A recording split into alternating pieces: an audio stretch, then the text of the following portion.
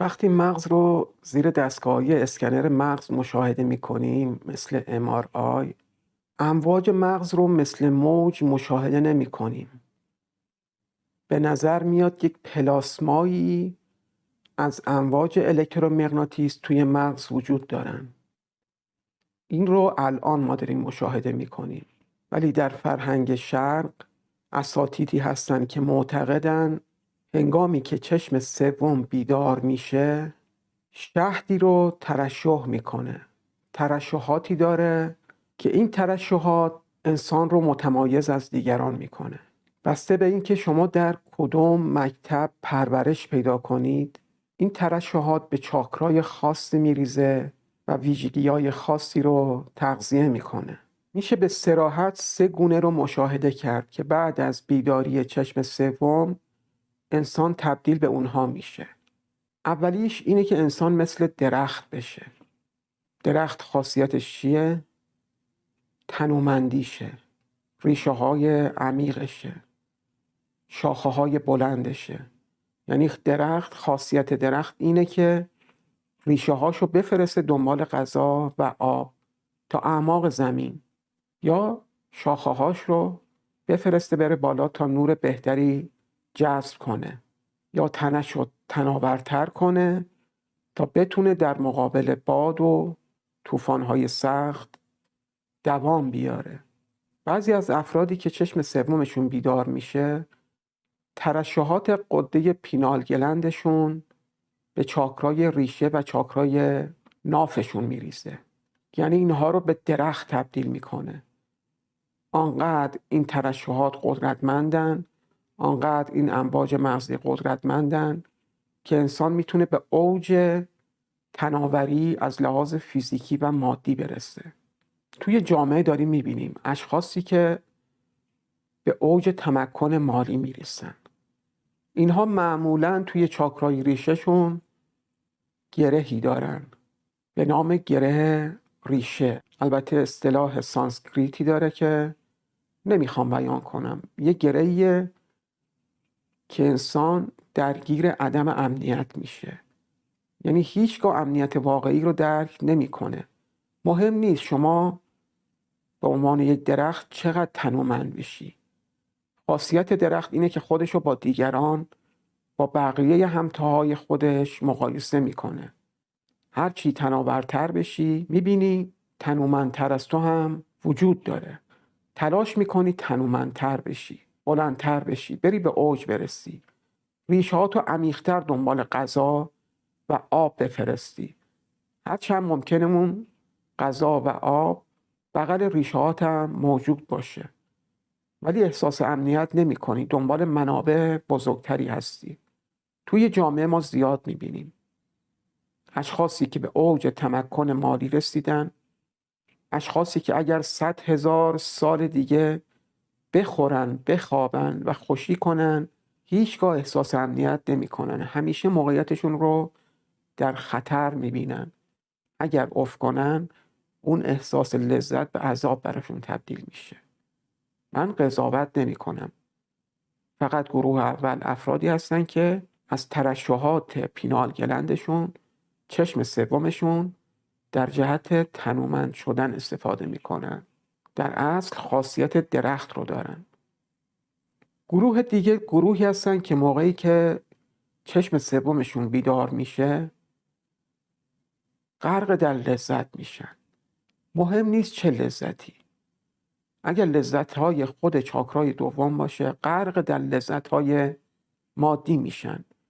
دوست دارن همیشه نشئه باشن، مست باشن. البته نه به معنای خلافش. این رو گفتم که درک کنید که اشخاصی که توی لذت غرق میشن و میتونن از هر چیزی لذت ببرن به خاطر بیدار شدن چشم سوم، چقدر میتونن در خوشی‌ها و لذت‌ها غرق بشن. از هر چیز کوچیکی لذت میبرن. از محبت کردن، از اجرای کارهاشون، از مطالعه، از به دست آوردن اموال. اینا غرق در خوشی و لذت هستن. وقتی خودشون رو با گروه اول مقایسه میکنن، خودشون رو برتر میدونن. چون دارن از هر چیزی لذت میبرن. ولی گروه اول اینطور نیستن، فقط از کسب مال لذت میبرن.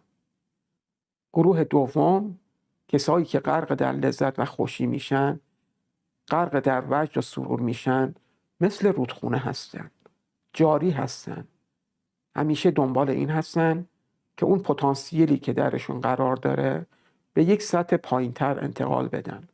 انرژیشون رو میخوان تخلیه کنن و از این کار لذت میبرن. خاصیت رود همینه، خاصیت جاری بودن همینه. بد نیست، نمیشه قضاوت کرد، ابدا اهل قضاوت نیستم، فقط با این توصیف میتونید افراد دور و برتون رو بفهمید که در چه سطحی هستن، در کدوم چاکراهاشون قرار دارن.